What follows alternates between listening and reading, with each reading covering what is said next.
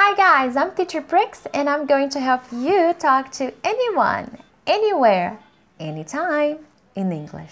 I am very excited about today's book review. Why? Because it's an upper intermediate advanced book. Yes, I read the book. It took me 3 weeks to read it and I was very excited about it. I really enjoyed the book. So I decided to make this video and tell you a little bit about what I thought about the book the year I met you. So before I start talking about the story, let me just quickly apologize. I usually write book reviews and I try to tell as little as possible. So now for the video, I'm not sure how much is too much, okay? So if you feel like I gave too much information about the book, about the story, let me know in the comment section.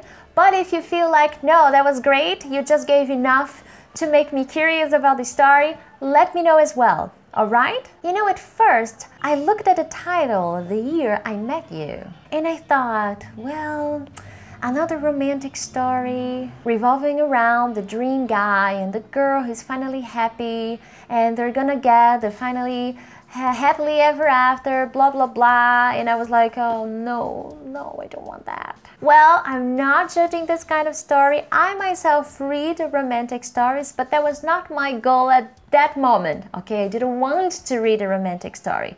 I think it's a nice kind of story if you like it, okay? If this is your favorite style, I think you should go for it, okay? So I was at a bookshop. I was waiting for a friend, actually. He was going to be late.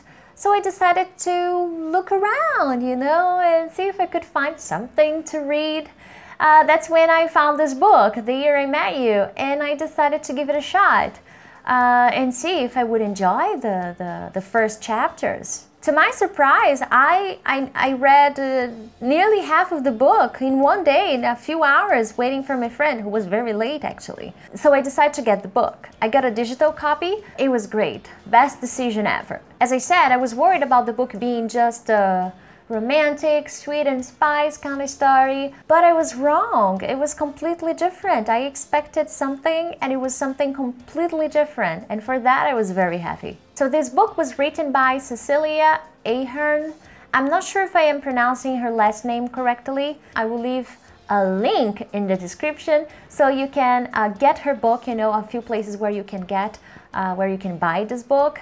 And if you know her, Cecilia wrote the bestseller P.S. I Love You, which is a very dramatic romantic story, which I cried a lot, by the way, when I watched the movie. I never really read the book, but after watching the movie, it was like, this is not really the kind of story that I would like to read. I don't really like reading stories that make me feel sad, so I decided not to read the book.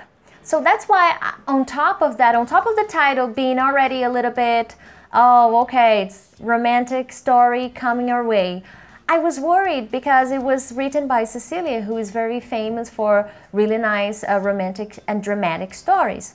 So that's why I was a little bit concerned, okay? Anyways, I got the book because I was really hooked by the first chapter, so I decided it was a good investment. Basically, you're going to follow Jasmine Butler's life.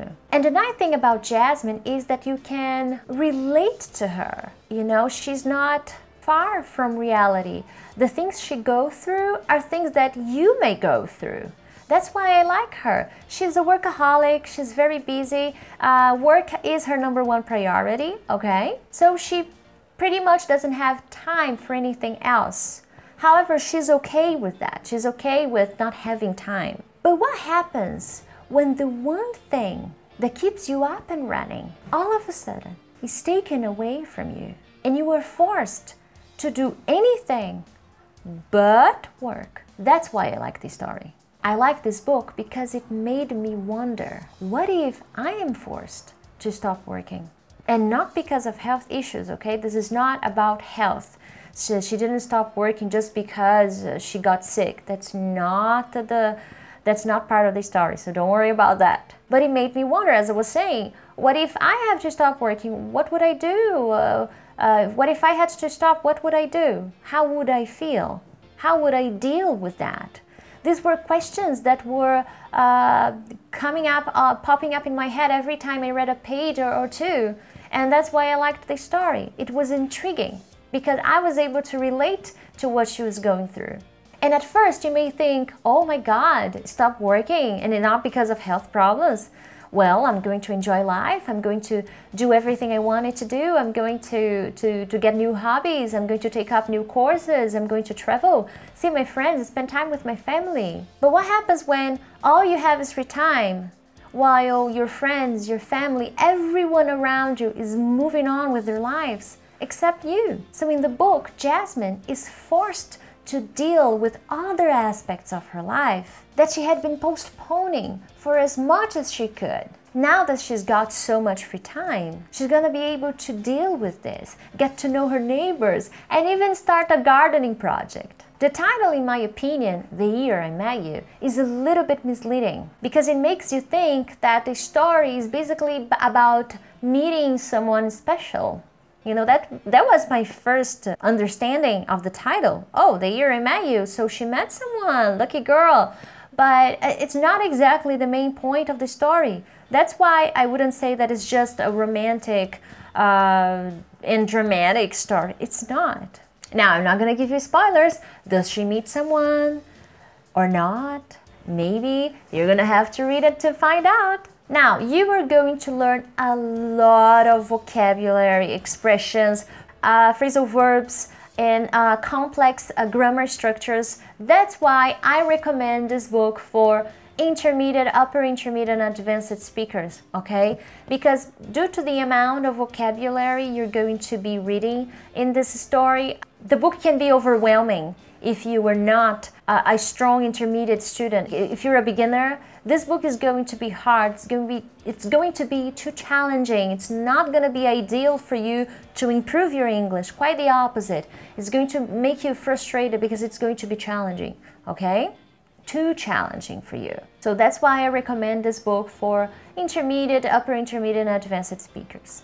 All in all, the story is great, the book is amazing. I had never read Cecilia's books before. As I said, I just watched the movie and I really enjoyed this book. It was easy to read. It took me 3 weeks because I was lazy. I stopped reading and then I was like, oh, okay, let's finish this up. But all in all, if you stick to it, you can finish very quickly. So I hope you get curious enough, intrigued enough to go and get this book. As I said, I will leave a link in the description to where you can find this book.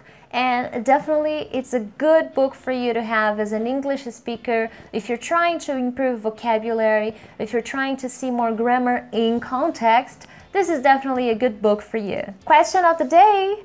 What was the last book you read in English? Would you recommend it? Yes, no, and why? All right?